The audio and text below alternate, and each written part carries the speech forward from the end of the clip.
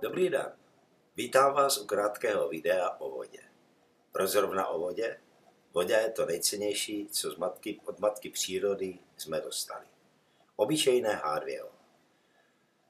Uvědomuje si někdo z vás, že každý den z vašeho těla odchází 4 litry tekutin, 2 litry v moči, 1,5 litru vydýcháme, a půl litra přes pokožku a ve stolici. A kolik vody doplňujete?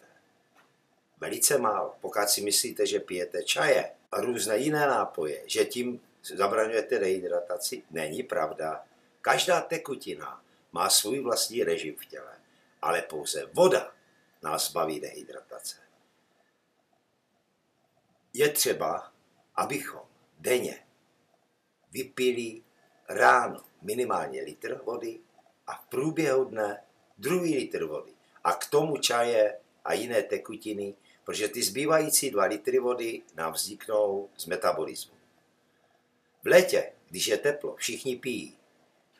Ale co pijeme? Jsou to ty sladké štávy koupené v supermarketech, zabijte se cukrem. Co se děje v létě při teplotách 30 stupňů s vodou? Voda nám zelená, voda se nám kazí, nechodíme se koupat do přírodních koupališť. Ale ve vašem těle je 36,5 stupně, o 6 stupňů víc. Tak doufám, že si představíte, jak ve vašich buňkách ta voda vypadá.